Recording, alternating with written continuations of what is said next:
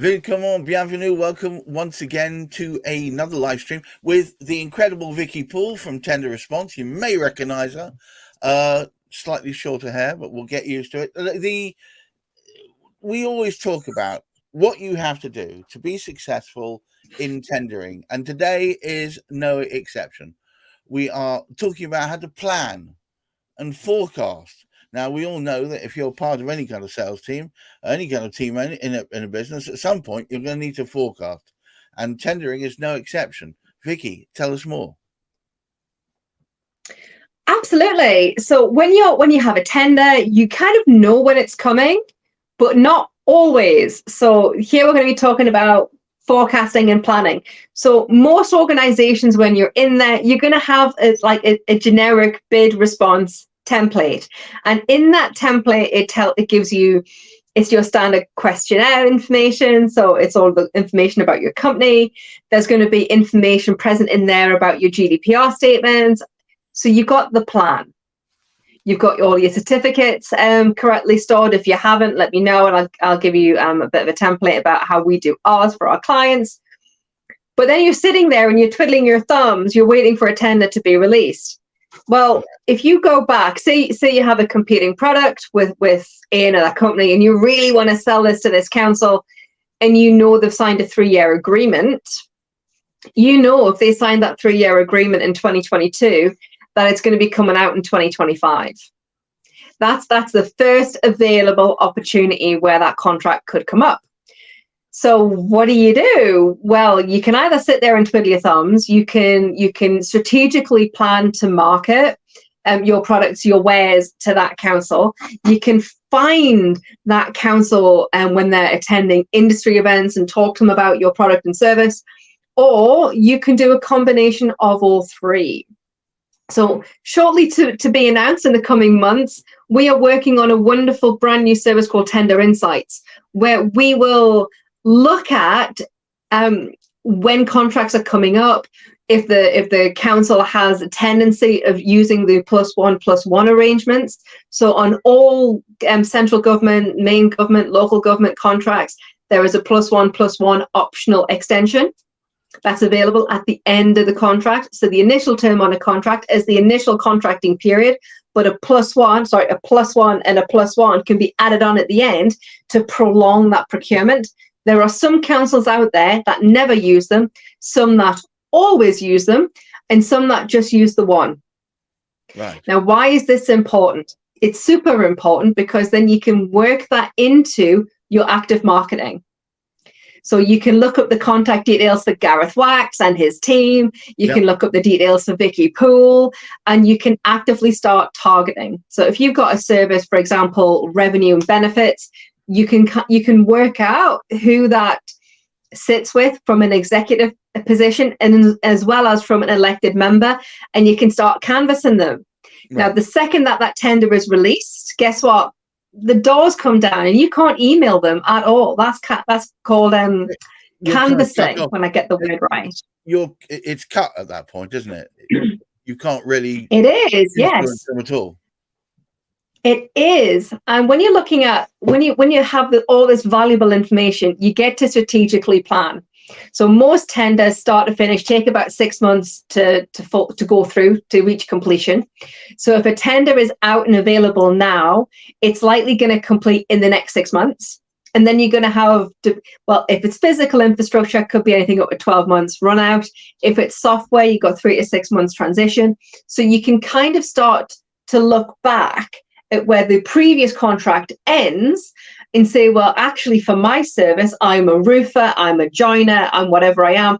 It doesn't matter for me because the one contract stops and the next contract starts. We dovetail.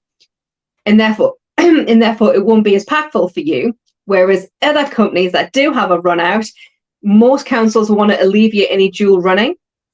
Right. Or they'll ask the incoming supplier to fund that. So it's something to bear in mind. Oh, what a wonderful topic today. So much to talk about.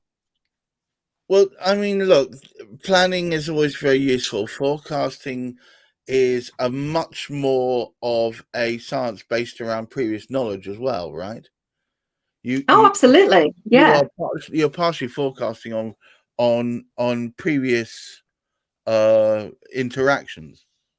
So therefore, if you've done previous tenders, is there any linkage between previous tenders with the same organization and the future ones, or do you have to take each one as a separate case? Oh, I think what you're talking about there, Gareth, is understanding your benchmarking against your competition. So Right. that in itself, absolutely. So there were tenders that I would respond to when I worked in corporate that were literally done. I didn't want the business, but I was literally responding in order to sanity check that my responses were improving on content, understand where the price points were by the winning providers, so that I can. So if I was responding to a bid and my bid came in at 1.2 mil and the winning bid was 900 grand, I would be able to work out pro rata where my competition had cheaper costs than me or had eroded their margin more competitively than me, so that when I came up against them in a contract that I really wanted to win, I knew that they'd be selling that thing at £97 instead of 104. And that made me more competitive. Now, in a marketplace where we here at Tender Response, we're supporting our clients winning contracts from their competition, we do and we will be offering some competitor analytics where we'll be able to look back at previous contracts and say, well, Gareth from Many Purple Hats, he offered, or his solution to this contract was this, which is publicly available, freely information, as long as it's not been restricted through a restricted covenant. So we can get that information. And the call off from that solution was 800 grand. And we can help the client work out what the commercials are and what the rates are in the marketplace to give them the best insight possible on what they need to be pricing this solution as in the new world, in the new tender that they're responding to. Wow. You're nodding. That's a dangerous sign. It's a dangerous sign when Gareth starts nodding. Well, your internet connection's a bit shonky, and so you'll become. I think we've got a little bit of lag. Gareth, are you still there? Yes. Can you keep going?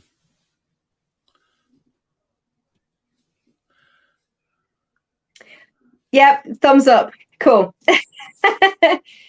So very quickly, because I'm conscious that Gareth and I have a lag. You can also use freedom of information requests. So you can ask your target councils, whether or not they're going to be coming out for procurement for this year, whether it's in forecast or budget, because sometimes councils, they go through the +1 exercise because they haven't got budget to run the procurement that fiscal, and therefore they push it into the next year. That's one of the tactics that they have used in the past. Freedom of information requests can be submitted to councils through their website. Some of them ask you to complete a form.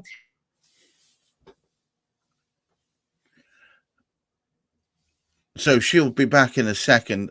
Very sorry. I think Vicky's connection is a little bit on the fritz. But what I'm going to do for you right now is I'm just going to provide you some real useful information.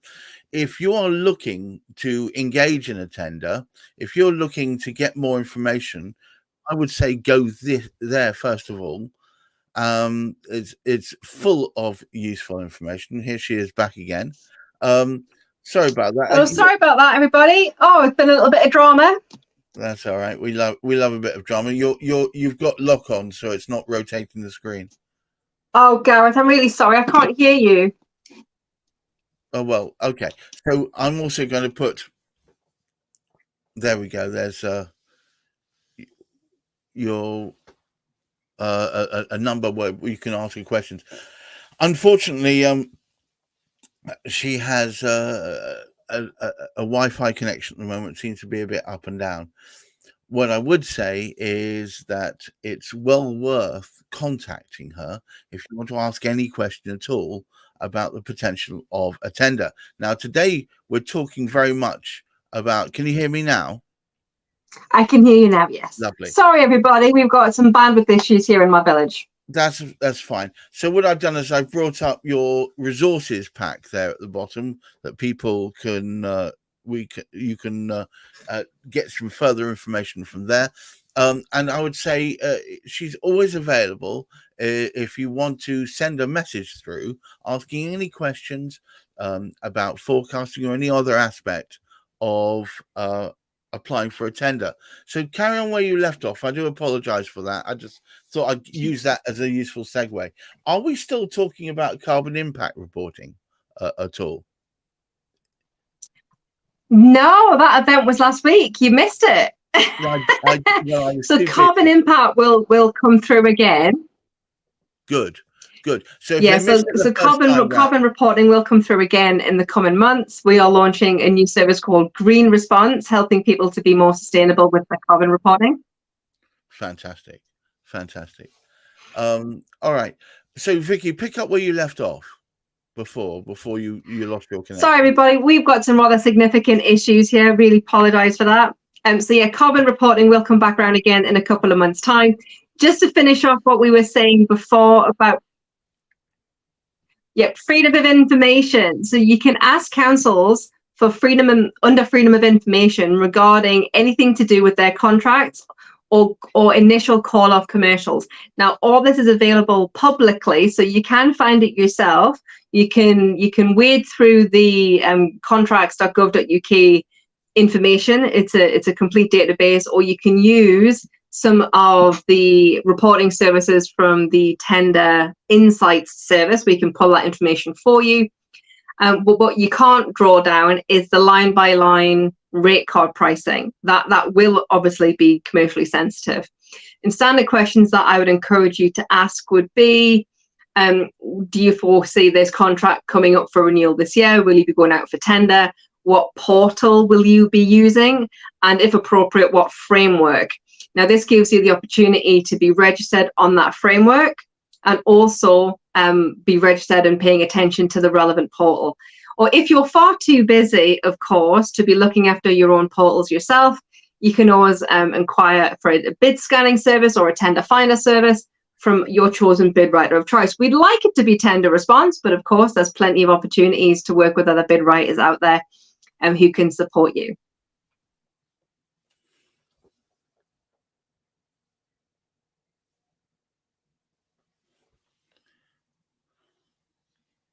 Well, I'm afraid I think I'm going to have to probably bring this to a close because, unfortunately, Vicky's internet connections are in no way a reflection of her capability as an amazing bid writer.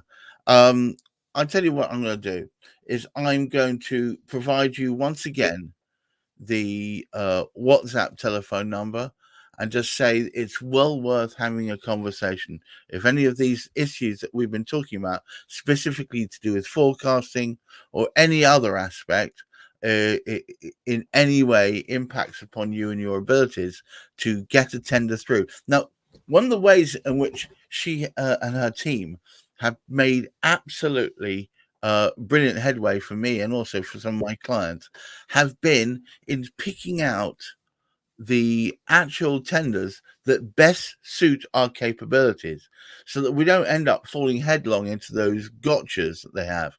I'm going to see if I can bring her back to the stage. There we go. Your Wi-Fi is terrible today. It's not Wi-Fi, it's data. We have no internet in my village today. We've had a tractor go through the cable. So the data is pokey. Apologies. Who knew? Who knew? Yeah. Well, so I don't know how much everyone got today because we've had so much trouble with connectivity.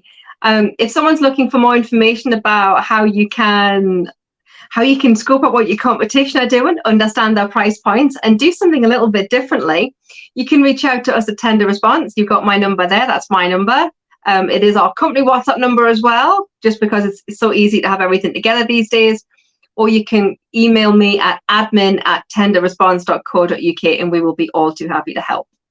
under normal conditions, this is pretty free flowing. Apologies for whoever it is and that tractor driver. All right.